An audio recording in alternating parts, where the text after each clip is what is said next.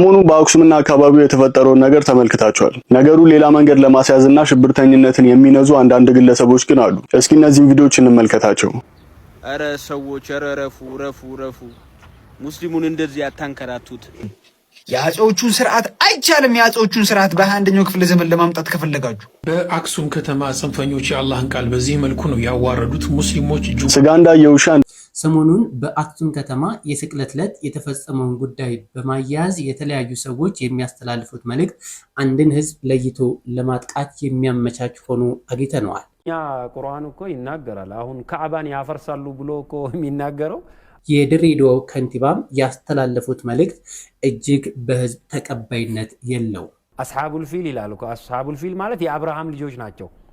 የአብርሃም ልጆች ሌላ ቦታ አይደለም፣ አንዱ ትግራይ ናቸው። ከሰው ዘር ያልተፈጠሩ እንደውም ዳቢሎስ ከነሱ ይሻላል ብዬ ተስፋ አደርጋለሁ። በእፎይ ዘመን መዋሸትና ማጭበርበር አብቅቶለታል። ምክንያቱም የዘመናችን ጳውሎስ እፎይ ስለተነሳ። ይቺ ወንድማችን ሰሞኑን ስለ አልነጃሲ የተናገረችው ንግግር አለ። በወንድማችን በእፎይ ጆሮም ደርሳ አስፈላጊው ምላሽ ተሰጥቶበታል። እሱንም እናያለን። እነዚህና የመሳሰሉትን ቪዲዮዎች እየቀርብ ያለው። ሰላም በዓለም ዙሪያ የምትገኙ ውድ ኢትዮጵያን እንደምን አላችሁ? ይህ ቪዲዮ ደርሷችሁ እየተመለከታችሁ ከሆነ እባካችሁ ላይክ አድርጉልኝ። ለብዙ ሰው እንዲደርስ ይሆንልኛልና ላይክ ብታደርጉልኝ ደስ ይለኛል። የቻላችሁ ደግሞ ሰብስክራይብም ሼርም አድርጉት። ቀጥታ ወደ ቪዲዮቹ እንሄዳለን። የኔ ሰውነት መለኪያ ክርስቶስን በመምሰል ህይወት ውስጥ መመላለስ ነው። የሰውነት መለኪያው ክርስቶስን መምሰል አይደለ? መድኃኒታችን ኢየሱስ ክርስቶስ የማይገባውን ክብር ከትልቅ ዙፋኑ ወርዶ ሰው ለመሆን የተዋረደው ሰው መሆን ያቃተውን አዳም ሰው መሆን እንደዚህ ነው ብሎ ያሳየበት መንገድ ነው አይደለ? ስለዚህ ሰውነት ልክ ጌታችን እንዳሳየን ክርስቶስን ወደ መምሰል የምንሄደው ጉዞ ይመስለኛል። እሱ ነው ሰውነት የሚመስለኝ። አምላክን ለመምሰል መሄድ፣ መጓዝ፣ በዛ መንገድ መመላለስ፣ ከራስ የተሻገረ ህይወት መኖር፣ ከራስ የተሻገረ ህይወት ለመኖር መሄድ ይመስለኛል። መለኪያው እሱ ነው። ምክንያቱም ለአዳም ሰው መሆን እንደዚህ አይደለም፣ ሰው መሆን እንዲህ ነው ብሎ ተወልዶ ያው ያንን ሁሉ ስቃይ አይቶ ያንን ሁሉ መንገድ ያሳየን ሰውነትን ሊያስተምረን ነው። እንደው በእለት ኑሮሽ ውስጥ እንደ ህሊና ሰውነትን እንዴት ነው የምትለማመጂው? በጣም ከባድ ጥያቄ ነው። ግን እኔም ማምነው ሰው ባላንስድ ህይወት ሊኖረው ይገባል ብዬ ነው ማስበው። ይሁን አንድ ነገር ላይ ብቻ ተጭኖ የሚኖር ሰው፣ ለምሳሌ ገንዘብ ብቻ ከሆነ ሐሳቤ ሌላው የህይወቴ ክፍል ይጎዳል። የሆነ ወይም ስራ ብቻ ከሆነ ይጎዳል። ስለዚህ ሰው ህይወቱን ባላንስድ አድርጎ መኖር አለበት ብዬ ነው ማምነው። ስለዚህ በመንፈሳዊ እንዴት እየሄድኩ ነው፣ አካላዊ እንዴት እየሄድኩ ነው፣ ሌላም ደግሞ አእምሯዊ፣ ኢሞሽናሊ፣ ሶሻሊ ምናምን እንዴት ነው የምኖረው ብዬ እሱን ባላንስ ለማድረግ ነው መሞክረው። ጊዜንም በዛ ለመቃኘት ነው መሞክረው። እንዳልኩሽ አንድ ነገር ብቻ ሲጫንሽ ሌላው የህይወት ክፍልሽ ይጎዳል። ብዙ ነገር ታስቢያለሽ፣ ህልምሽም ብዙ ነው ብዬ አስባለሁ። እና ያንን ሀሳብ ካልከፋፈልሽው፣ ልክ ህይወት እንደ ፒዛ ናት። አንድ ስላይስ ነው ገንዘብ፣ አንድ ስላይስ ነው ስራ። ኢሞሽናሊ ሰው ኢሞሽናሊ፣ ፊዚካሊ፣ ሶሻሊ፣ ኢኮኖሚካሊ ምናምን እነዚህን ደህንነቶች በማስጠበቅ ውስጥ ነው የሆነ የተስተካከለ ህይወት ይዘሽ የምትኖሪው።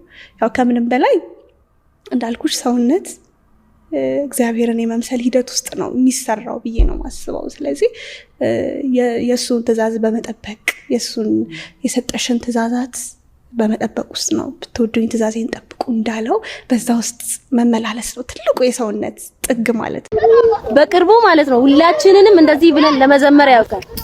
የመከራው ዘመን አለፈ እንደዋዛ አንቺን ተጠግቼ የዓለም ወርቤዛ የልጅሽ ቸርነት ያንቺም ደግነት ባሪያሽን ሰወረኝ ካስጨናቂው ሞት እናቴ ስምሽን ስጠራ አለፈ ያ ሁሉ መከራ እንባዬ በፊትሽ ፈሰሰ እምዬ ባንቺ የታበሰ ሰላም ለኪ ደጅ ጠናው ቆይቼ ኪዳነ ምሕረትን ተጽናናውኝ ረሳዋ ዘኔን የአምላክ እናት እመቤታችን ሞገሱኝኝ ቀሪው ዘመኔን። እህታችንን እናመሰግናለን። ድንግል ማርያም ለሁላችንም በምልጃዋ በረድኤቷ ተጠብቀን። በአክሱም ከተማ የተካሄደው ይህ ነው። እንደሚታወቀው የስቅለት ዕለት አብዛኛው ክርስቲያን በሚባል ደረጃ ቤተክርስቲያን ሄዶ ቀኑ ሙሉ ሲሰግድ ይውላል። ታዲያ ባልተለመደ መልኩ በዛ አካባቢ የሚገኙ ሙስሊሞች ማይክን ከፍ አድርጎ መስበክና እየዞሩ ማስተማርን ተያዙት ተብሏል። ነገር ግን በዛ አካባቢ የሚገኙ የጸጥታ አካላት ጉዳዩ ወደ ሌላ ግጭት እንዳያመራ በዛ አካባቢ የሚያደርጉትን ሰበካና ቅስቀሳ እንዳስቆሟቸው ይናገራል። ይህንን ተከትሎ ታዲያ ሰሞኑን በተለያዩ ሚዲያዎች የትግራይን ህዝብ በሙሉ በሚባል ደረጃ እና ክርስቲያኖችን በሚባል ደረጃ አንዳንድ መልእክቶች እየተላለፉ ይገኛሉ። በዛ አካባቢ የሚገኙ ህዝቦችንና ክርስቲያኖችን ለይቶ ለማስጠቃት የሚተላለፉ መልእክቶች እየሰማን እንገኛለን። ከዚህ ቀደምም ከንቲባው መንግስትን የሚመራ ከንቲባ ስለ ትግራይ ህዝብ የተናገረው ንግግር ብዙዎችን አስገርሟል። እኛ ቁርአን እኮ ይናገራል። አሁን ካዕባን ያፈርሳሉ ብሎ እኮ የሚናገረው አስሐቡል ፊል ይላል እኮ። አስሐቡል ፊል ማለት የአብርሃም ልጆች ናቸው። የአብርሃም ልጆች ሌላ ቦታ አይደለም፣ አንዱ ትግራይ ናቸው። ከሰው ዘር ያልተፈጠሩ እንደውም ዳቢሎስ ከነሱ ይሻላል ብዬ ተስፋ አደርጋለሁ። ዳቢሎስ እኮ እንደነሱ አይነት ተንኮል የለውም። በቃ ሲፈልግ ይለብጣል፣ ሲፈልግ የፈለገውን ነገር ነው እንጂ የሚያደርገው እነሱ ቢመጣ እሱም የኔ አካል አይደሉም ብሎ ነው የሚክዳቸው። በህይወት እንኳን ኖሮ ብትጠይቃቸው ይሄንን ሊገልጹ አይችሉም። ይሄ ትርክት እንግዲህ በድሬዳዋ ከንቲባ ብቻ የተነገረ የትግራይ ተወላጆችን እንዲጠቁ የሚያደርግ በሱ ብቻ የተነገረ እንዳይመስላችሁ አስተምሮ ነው። አንድ የመንግስት አካል ሁሉንም በኩል ዓይን መምራት ሲገባው ያውም በወገን በወንድማማቾች ህዝብ ላይ ይህን አይነት መልእክት አያስፈልግም ነበር። በዛ አካባቢ የሚገኙ የተናገረው ንግግርም በዛ አካባቢ የሚገኙ ሙስሊሞችንም ክርስቲያኖችንም የማይወክል ንግግር ሆኖ ተገኝቷል። ነገር ግን እንደዚህ አይነት ንግግሮች ተደጋግመው ሲነገሩ ከመንግስት አካላት እንሰማለን። መንግስት ግን እርምጃ ሲወስድባቸው አናይም። ወደፊት ግን እንደዚህ አይነት ንግግሮች መለመድ የለባቸውም። ሰሞኑን በአክሱምና አካባቢው የተፈጠረውን ነገር ተመልክታችኋል። ነገሩ ሌላ መንገድ ለማስያዝና ሽብርተኝነትን የሚነዙ አንዳንድ ግለሰቦች ግን አሉ። እስኪ እነዚህን ቪዲዮዎች እንመልከታቸው። አረ ሰዎች ረፉ ሙስሊሙን እንደዚህ አታንከራቱት። የአጼዎቹን ስርዓት አይቻልም። የአጼዎቹን ስርዓት በ21ኛው ክፍለ ዘመን ለማምጣት ከፈለጋችሁ በአክሱም ከተማ ጽንፈኞች የአላህን ቃል በዚህ መልኩ ነው ያዋረዱት። ሙስሊሞች ስጋ እንዳየ ውሻ እንደዚህ ጭራ መቁላት ተገቢ አይደለም። ወደ ነገሩ ከመግባቴ በፊት ከትግራይ እስልምና ቢሮ የተላለፈላችሁ መልእክት ምን እንደሆነ ልንገራችሁ፣ ስላያችሁት ማለት ነው። በሀገር ውስጥም ከሀገር ውጭም ያላችሁ ነገሩን እኛ ይዘነዋል፣ የእናንተን ተጨማሪ ሀሳብ አንፈልግም። እስኪ አንድ ጥያቄ ልጠይቃችሁ፣ የአክሱም ሙስሊሞች አሁን ነው ትዝ ያሏችሁ? ይህንን ቪዲዮ እስኪ ተመልክተነው እንምጣ። ያ ቁርአን እኮ ይናገራል። አሁን ካዕባን ያፈርሳሉ ብሎ እኮ የሚናገረው አስሐቡል ፊል ይላል እኮ። አስሐቡል ፊል ማለት የአብርሃም ልጆች ናቸው። የአብርሃም ልጆች ሌላ ቦታ አይደለም፣ አንዱ ትግራይ ናቸው። ከሰው ዘር ያልተፈጠሩ እንደውም ዳቢሎስ ከነሱ ይሻላል ብዬ ተስፋ አደርጋለሁ። ሙሉ ህዝቡ ሰይጣኖች ናቸው ሲባሉ የት ነበራችሁ? ለምን ብላችሁ ጠይቃችኋል? ትግራይ ውስጥ የፈረሱትን መስጊዶች ለማሰራት ምን ያክል መንገድ ሂዳችኋል? ለሰላም ሲሆን የላችሁም፣ የፈረሰ መስጊዳቸውን ለማሰራት ሲሆን የላችሁም፣ ሲራቡ የላችሁም፣ ሲጠሙ የላችሁም፣ ሲሰደቡ የላችሁም። ለብጥብጥ ለግጭት ሲሆን ግን ከየት እንደምትሰበሰቡ አናቅም አላችሁ። በነገራችን ላይ ይሄ አላዋቂነታችሁ የትም አያደርሳችሁ። ሲቀጥል አክሱም ላይ ጽንፈኛ ኃይሎች የፈጸሙት ድርጊት ብለ የተናገርከው ወንድሜ፣ አክሱም ላይ ጽንፈኛ ኃይል የለም፣ የህግ አካላት ነው ያለው። እሺ፣ በአጭሩ በጨዋ ደንብ ለምን ይሄ ነገር ተፈጸመ ብላችሁ የጠየቃችሁ ለእናንተ መልስ ልስጣችሁ። አንደኛ ዕለተ ዓርብ ስቅለት ነበረ።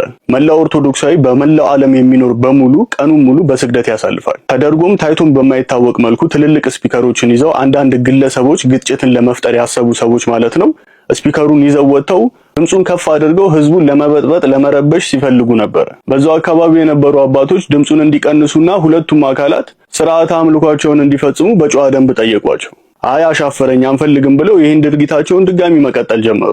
ስለዚህ በአክሱምና አካባቢው የሚገኙ የህግ አካላት ነገሩ ወደ ሌላ ግጭት ከመሄዱ በፊት ብለው ህጋዊ እርምጃቸውን መውሰዳቸው ይታወቃል። በአጭሩ የተፈጠረው ይሄ ነው። አንድ ያልነገርኳችሁ ነገር ግን ስላለ ልንገራችሁ። ከትግራይ እስልምና ቢሮ የተላለፈውን መልእክት ማለት ነው። አባቶቻችን ይዘውት የመጡት መቻቻል፣ መከባበር እንዳይጠፋ እኛ በንግግር እንፈታዋለን ተብላችኋል።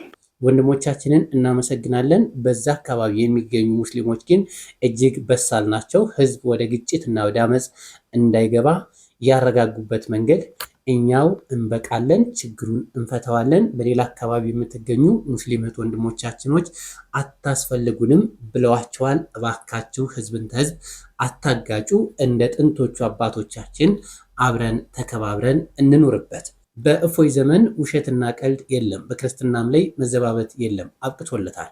ይቺ ወንድም እንግዲህ አንድ ውሸት ቃሽታ ነበር አድርጎ አወጣው እንዳለ እስከ 7 ሴት የፈቱ። እዛ በኋላ እኔ አፈርኩ ይሆን አልጠየኩም። ብጠይቅ 8ኛም 9ኛም ያገቡ ይኖራል ከዛም በላይ ነው። እውነታቸው ነው። እንግዲህ አሁን ክርስቲያን የሚባለው አካባቢ ማለት ነው 12 ሴት ፈቶ 11 ሴቶችን ፈቶ 12ኛ አግብቶ ኃጢአት እንደሆነ አያውቅ። ፍች ኃጢአት መሆኑን የሚያውቅ ህዝብ የለም። በእውነት ፍች ኃጢአት እንዳልሆነ እንዲሰማው ህዝቡ ያደረገው ኃጢአት መሆኑን የሚገልጽ የሚናገር ካህን ስለጠፋ ነው። ለዚህ በጣም ሊታሰብበት ይገባል። እንደው በደንብ ጥንክር ብለን በየቀበሌያችን በያለንበት ወረዳ በዚህ ነገር ላይ ርዕስ ይዘን ከህዝቡ ጋር መመካከር ይኖርብናል። ብፁዕ አባታችን እናመሰግናለን። ቡራኪዮ ይደርብን፣ ቃለ ሕይወትንም ያሰማልን። ውድ ኢትዮጵያን እስከዛ ድረስ አብራችሁ ስለቆያችሁ አመሰግናለሁ። በቀጣይ ቪዲዮ እስከምንገናኝ ድረስ ሰላም ቆዩ።